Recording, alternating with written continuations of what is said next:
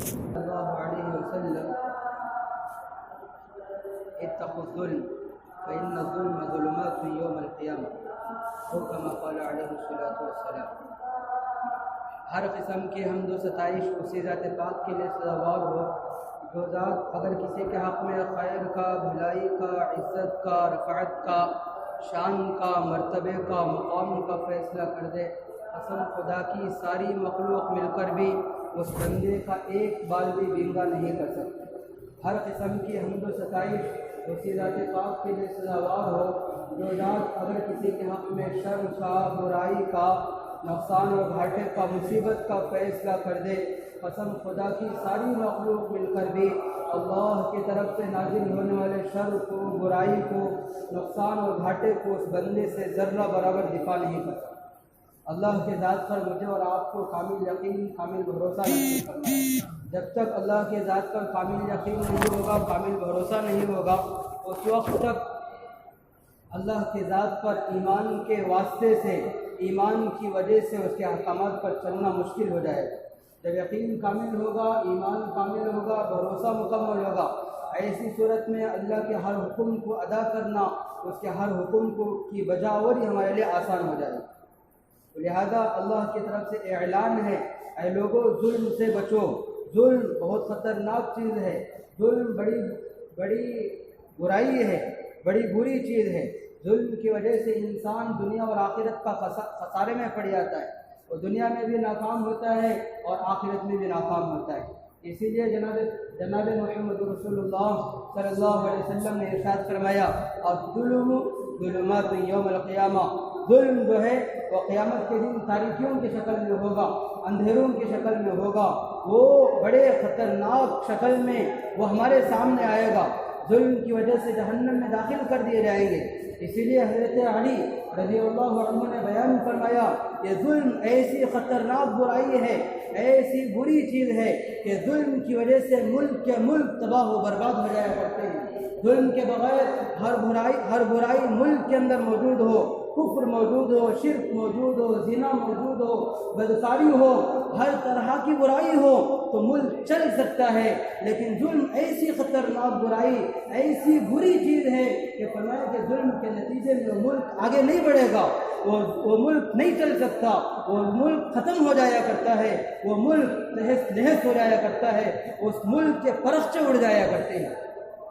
لہذا ظلم بڑی خطرناک چیز ہے۔ علماء نے بیان فرمایا ہے کہ ظلم بہت خطرناک برائی ہے، اس لیے ہمیں چاہیے کہ ہم اپنے آپ کو ظلم سے روکیں، اپنے آپ پر ظلم کرنے سے، اپنے بھائیوں پر ظلم کرنے سے، اپنے والدین پر ظلم کرنے سے، اپنے خاندان اور معاشرے پر زیادتی کے کرنے سے، ہر کسی پر ظلم کرنے سے اپنے آپ کو بچائیں۔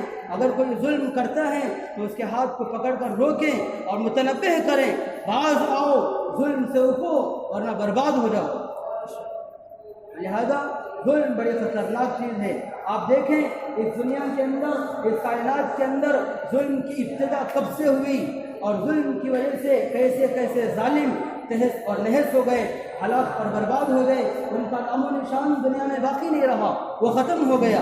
حابیل و قابیل کو دیکھیں، وہاں سے ظلم کی ابتدا ہوئی تھی، حابیل نے قابیل کو قتل کر دیا، فوراً اس کے دل کے اندر گھبراہٹ پیدا ہو گئی، پریشانی پیدا ہو گئی، زندگی کا سکون چھن گیا، وہ زندگی سے وہ مایوس ہو گیا، اور آخر کار مایوس ہو کر وہ اپنے بھائی کی لاش اٹھا کر ادھر ادھر حیران و سرگرداں گھومتا رہا، پھرتا رہا۔ آخر اس لاش کو کرنا کیا ہے اسے سمجھ میں نہیں آیا۔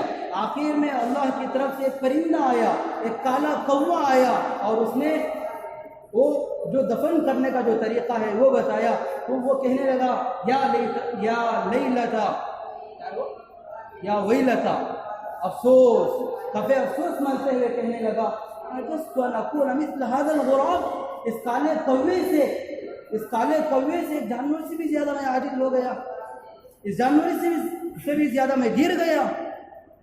یہ افسوس کرنے لگا، یہ اس کا انجام ہے۔ اب قیامت تک جتنے بھی قتل ہوں گے، جتنے بھی ظلم ہوں گے، وہ سارے ظلموں کا جو وبال ہے، جو گناہ ہے، جو برائی و شناعت ہے، جو فرمایا کہ جو قتل کی جو سزا ہے، جو وبال ہے، اس کے نامہ اعمال کے اندر لکھا جائے۔ اور آگے بڑھیے، ظلم آگے بڑھا اور ظالم آگے بڑھے۔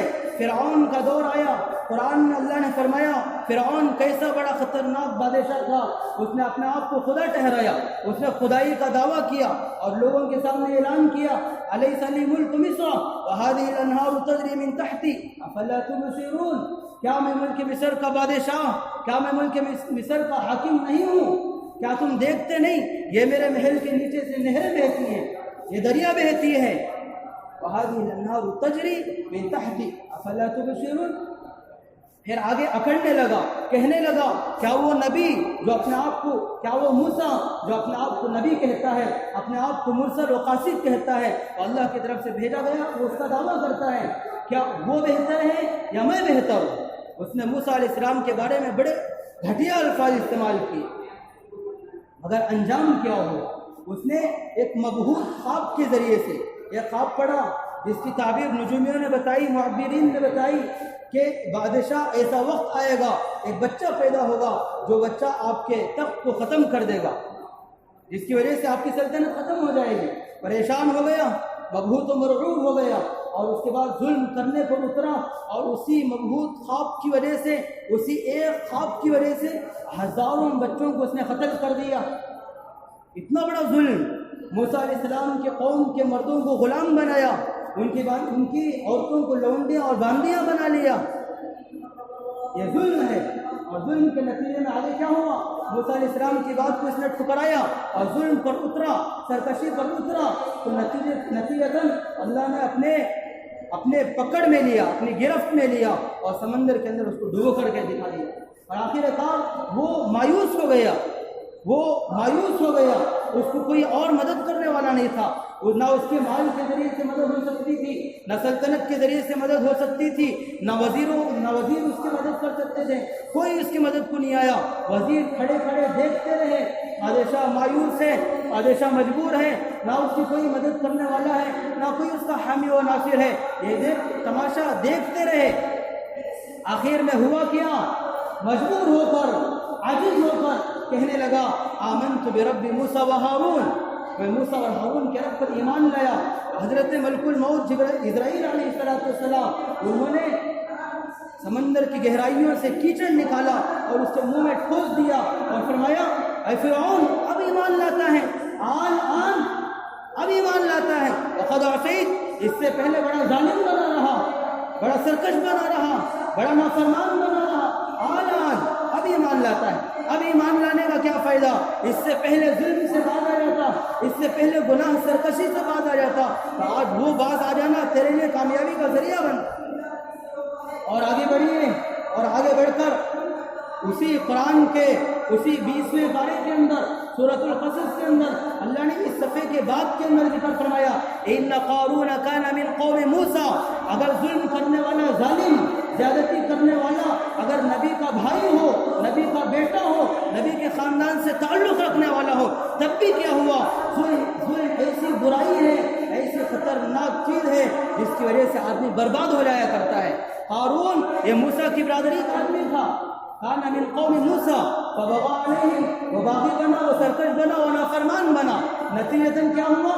فخسفنا به وبداره الارض، ہم نے اس کو اس کے مال کے تلے، اس کے جائیداد کے سمیت، اس کی سب سلطنت کے ساتھ اس کو زمین کے اندر دھسا دیا۔ اور مختلف واقعات بیان کی، آپ دیکھیں یار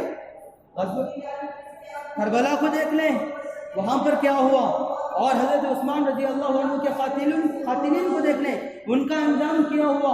اور آگے بڑھیں، حجاج کو دیکھیں، حجاج بڑا ظالم تھا لیکن اور نیکیاں اس کے اندر موجود تھی، وہ حافظ قرآن تھا، وہ شجاعت بہادری کا رکھنے والا تھا، وہ قرآن کو اعراب لگانے والا فصیح تھا، وہ شجاع تھا، بڑا ماہر تھا، وہ فتوحات کا حریف تھا، بڑا مجاہد تھا، وہ اس کے اندر حفظ تھی، اور ملک فتح ہو اور ملکوں کے اندر اسلام پھیلے، دین پھیلے، وہ دین کا کام کرتا چلا گیا، وہ ملکوں کو فتح کرتا چلا گیا۔ 20 سال تک کوفہ کے اندر اس نے حکومت کی اور اس کے ذریعے سے بہت سارے علاقے فتح ہوئے، بہت سارے ملکوں کے اندر اسلام پہنچا، یہاں تک کہ ہندوستان کے اندر بہت سارے علاقے فتح کر لیے، سندھ کے علاقے فتح کیے، ہندوستان کے علاقے فتح کیے، یہاں تک کہ قریبی ملک چین تک بھی پہنچ گیا تھا۔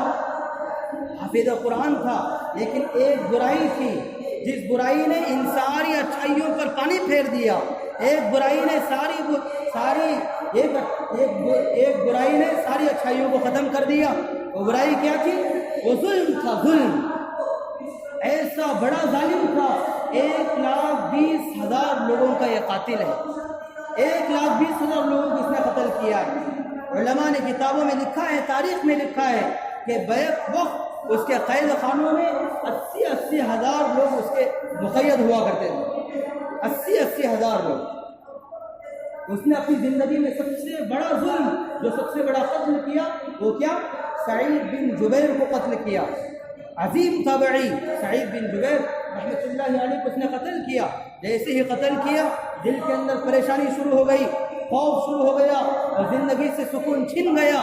اور پھر رات میں سویا، سعید بن جبیر خواب میں تشریف لائے اور کہنے لگے، اے حجاج، میں نے تیرا کیا بگاڑا تھا؟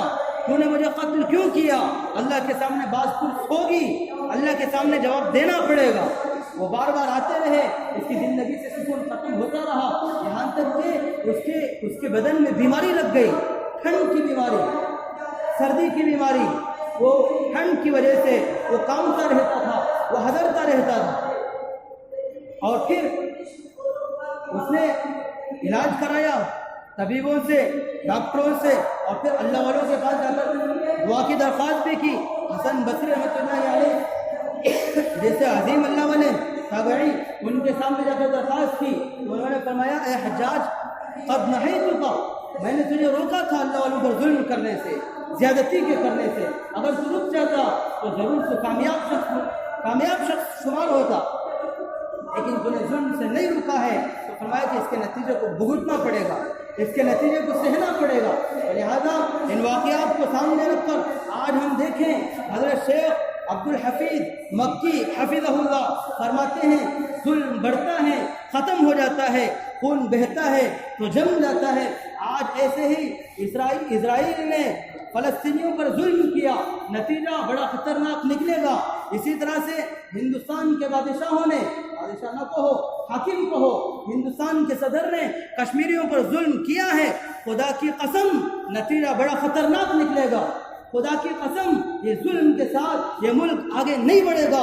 اس ملک کے ٹکڑے پہلے بھی ہوئے ہیں اور آج بھی ہوں گے، تہس نہس ہو جائے گا۔ اس لیے ہمیں چاہیے اپنے آپ کو بھی ظلم سے روکیں، برائیوں سے روکیں، اور اللہ سے دعا کریں اللہ پاک ہمارے اس ملک سے ظلم کا خاتمہ فرمائے اور ظلم کو ختم رکھ کے ملک کے اندر سلامتی کو، امان کو قائم فرمائے۔